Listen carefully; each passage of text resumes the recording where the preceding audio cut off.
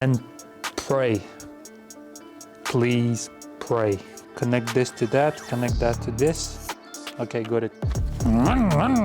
Everything works as should. I've tried my best. I'm scared. Yes! The whole thing's gonna burn. I'm going home. I'm done.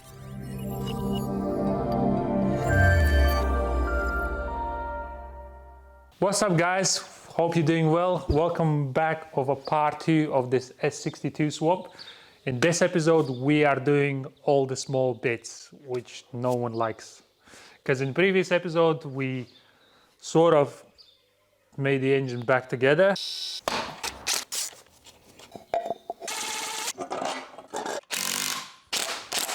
Installed it. Everything is in, as you can see. The ones who are commenting in previous episode, yes, this engine originally is from a Z8, a £250,000 car. Yes, I don't know what's the actual story with the car, but yeah, this originally comes from Z8. I guess it makes it more special, but it's the same S62 as E31 M5. So I don't know. Anyway, now we're gonna focus on the small stuff, and maybe we're gonna start it. Well, we need to start it anyway. So, enough of talk, let's do some work. So, I'm gonna start with the gear linkage. Let me explain you something. Come here. So this piece I bought from Bmw, which wasn't that expensive. I think it was like maybe 50 quid, maybe more. Either way, it was affordable.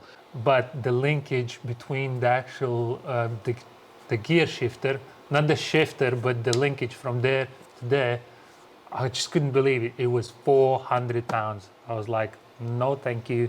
So what I'm gonna do is I took one from E39, or, well, you can actually use any other one, which is this one. Obviously you can see this is quite long. What I'm gonna do is install it, cut it, weld it, but my main concern and struggle will be that to make it in the right position, so the shifter actually sits straight and the way where it's supposed to be.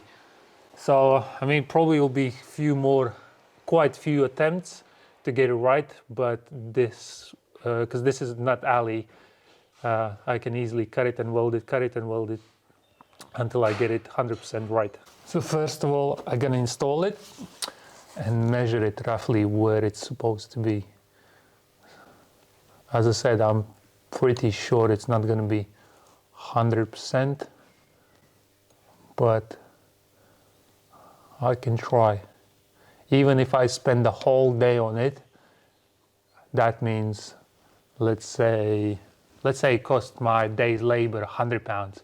It's still much cheaper rather than spending £400 for one tiny linkage.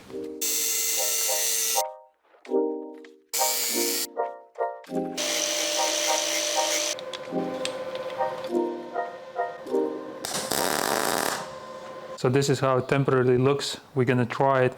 Obviously we made it shorter, and basically what I'm gonna do, install it and see where the gear shifter is and how it shifts. So if everything's all right, we're gonna obviously make it nicer.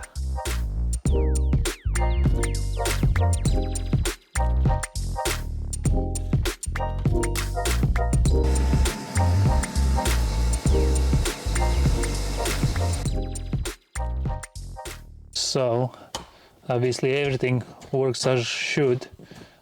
Number 5, number 6, and reverse. But without actual, I think I'll need to put that plastic trim back, because I think it's slightly, well, out of center. Probably needs to move a bit to the left, at least, well, if probably like that. So the length is, I reckon, is all right, but it should be towards left a bit, and I think that'll be spot on.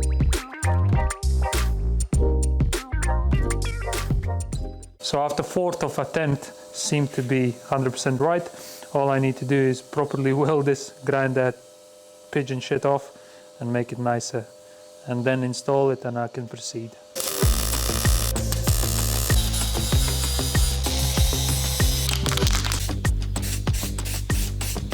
And that's it, 400 pounds saved. Now we're gonna install the prop shaft. This is custom made prop shaft extended by 100 mil. If you got a M62 late 5 HP 24 gearbox, if you got a 5 HP 30, it's different length.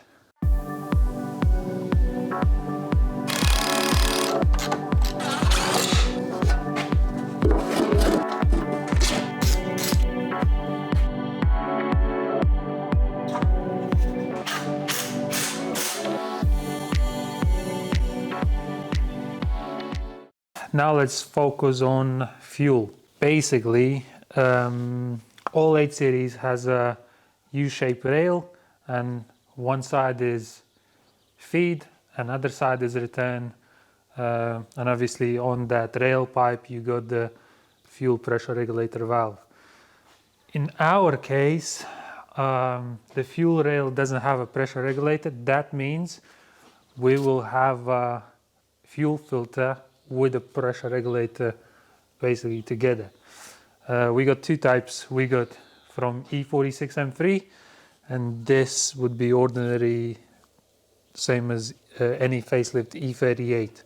So at the end of the fuel filter we got pressure regulator, same as here, but this is like different design, if that makes sense. I'll see which one better fits, what's what, but they're exactly the same, just slightly different design. And what we have basically intake to the fuel filter, then it goes, this would be return, and that single pipe would go to the engine, and we only have single pipe to the for the fuel pressure, like a receiving side. So what we need to do is go underneath and relocate fuel pipes. This will be just temporary solution. As I said, I can't decide which one I'm gonna use, but afterwards, when everything back together, we will replace the fuel filter. So on 8 series, we have a feed side is the left side, and obviously return would be the right side. So what we have from the pump going to the fuel filter, and obviously feeds to the engine, goes around through the fuel rail and goes back to the other side. In our case, what we need is probably this as a feed pipe, but we need to relocate the return side, well, basically make a pipe from that side to this side. So if that makes sense, because we'll have a return in this side. So yeah, let's strip this one down and see where exactly we can reroute the pipe towards this side.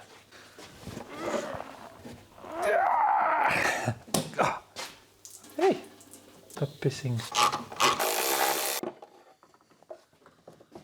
So what I'm gonna do for the return pipe, go from there over the top of the prop shaft, behind the heat shield, and somewhere here. So you have a feed pipe and a return pipe in the same side.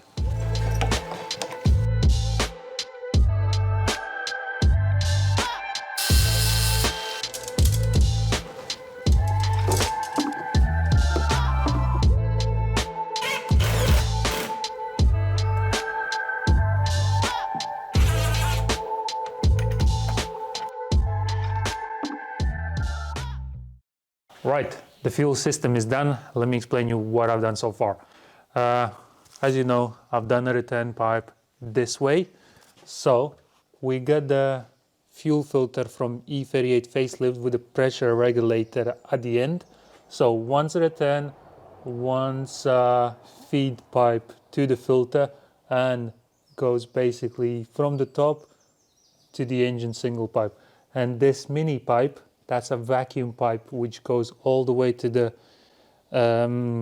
engine, obviously for the vacuum, to the fuel pressure regulator valve. It looks nice and tidy.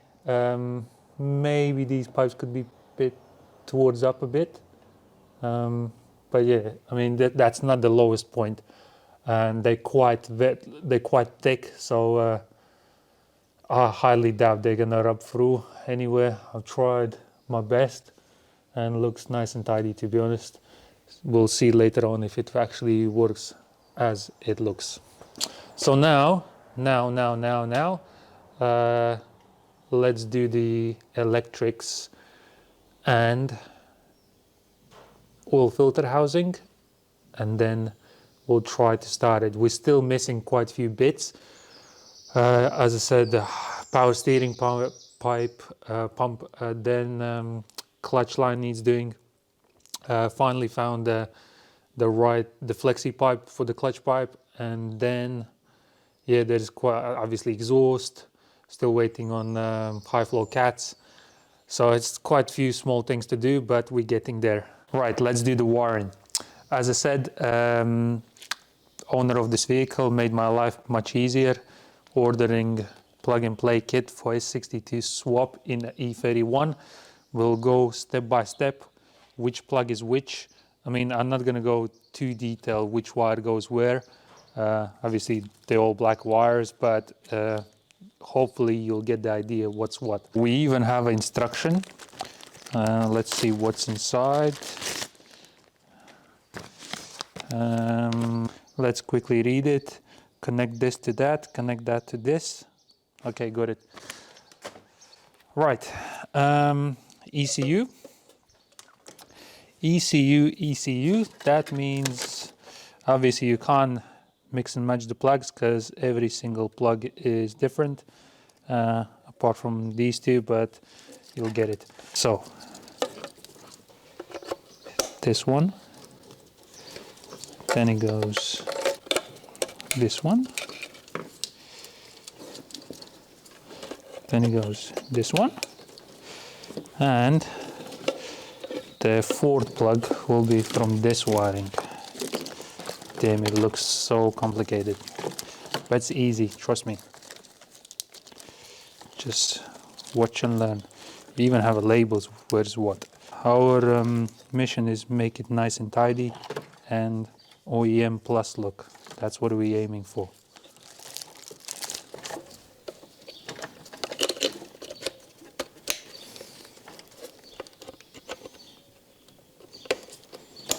Right, all the ECU plugs are connected. There's a couple wires which goes inside the interior. That is for the throttle pedal, and there was another wire somewhere, plug. Where is it? There it is. Ejector seat, cuz. Now that's just the sport mode.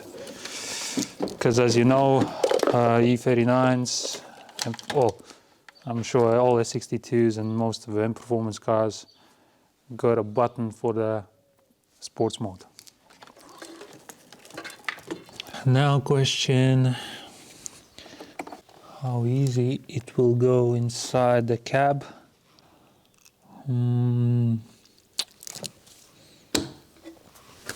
Can't access bloody interior because the ramp is too narrow, can't open the door, so we have to dive in.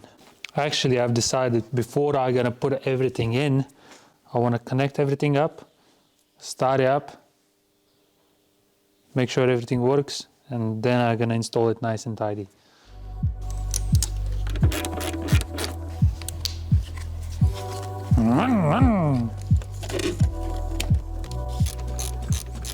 Right, the wiring is all plugged in temporary, and now I'm gonna install oil filter housing, put oil in it, and then we can attempt to start it. Before we're gonna install it, we're gonna clean it completely out, make sure there is no dirt in it.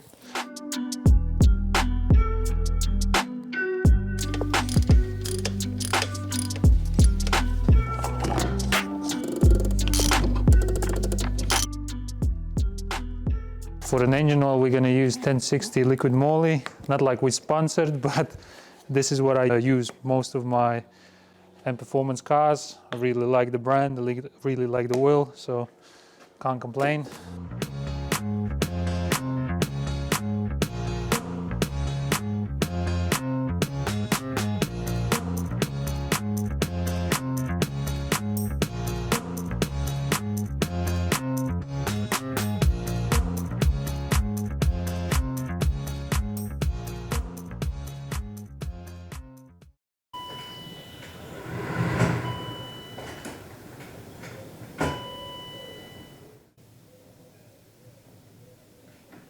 Alright guys, after 1 hour messing about, I did connect everything up, but we got, as soon as you tried to start it, we got nothing. And I suspect, well, pretty sure in this connector, the start wire is in wrong location. But in the same time, I'm concerned what else could be messed about. Well, because as I said, this is supposed to be plug and play wiring, but number 4 pin, which goes to the starter, is that one. It's located completely different pin. So I'm gonna relocate, but I'm really scared if something's gonna go wrong. Well, I'm only gonna relocate the starter pin because it's this one's number 4 and this one I think number 14. I'm not sure, what is it? The thick wire. I need to do some continuity check.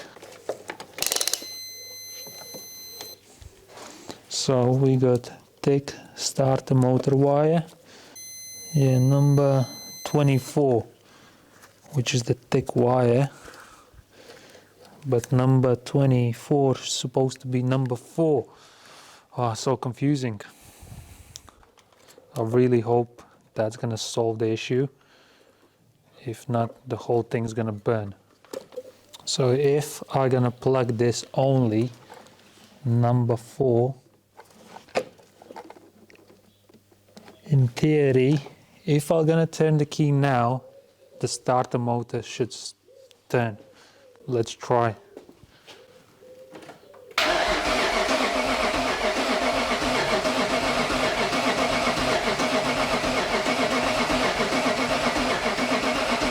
So, obviously, we made sure the oil goes everywhere.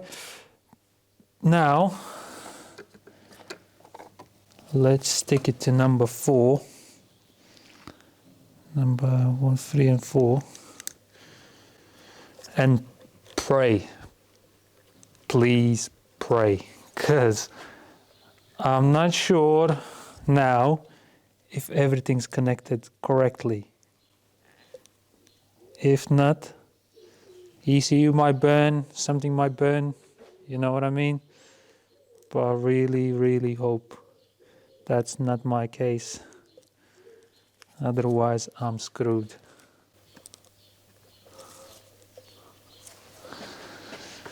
Oh, I'm actually, my heart is beating.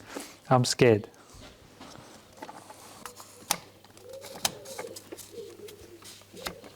Now, I'm gonna install the fuel pump relay. Where's the connector? It should fire up. If not, I'm going home. I'm done. Right guys, you ready? Woo! Here goes nothing.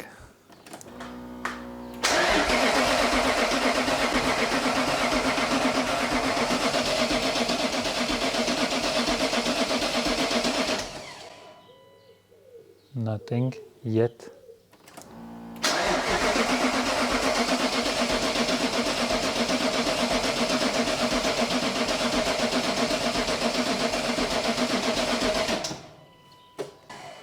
Nothing.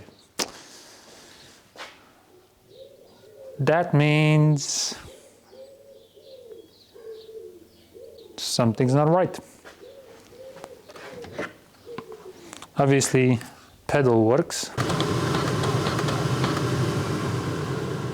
but we got no start. Right, we got connection. That's good. Read fault codes. Oh, a lot. Clear fault codes, see what comes back. Read fault codes. Interface no DME EVS communication. Right, after messing about, I realized I didn't connect the crankshaft sensor, silly me. But now I'm confident it might start. We haven't tried it, I promise you, I haven't tried it. But if it will start, it'll be amazing. Okay, let's give it a try.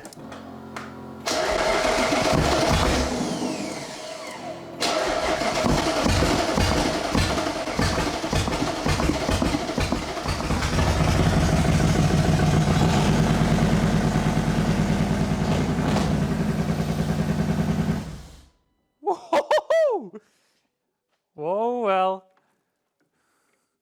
a bit too excited. Obviously, we don't have a plenum, we don't have, there is obviously vacuum leaks, all sorts of, but I think it's cool. It's cool, it's cool. Try again.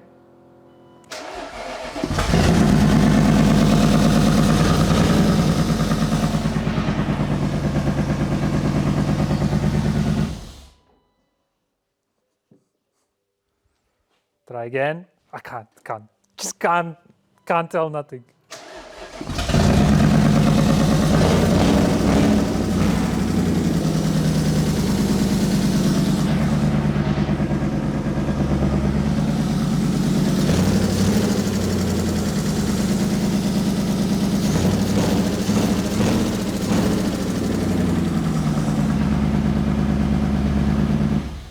Woohoo! Yes! Ah!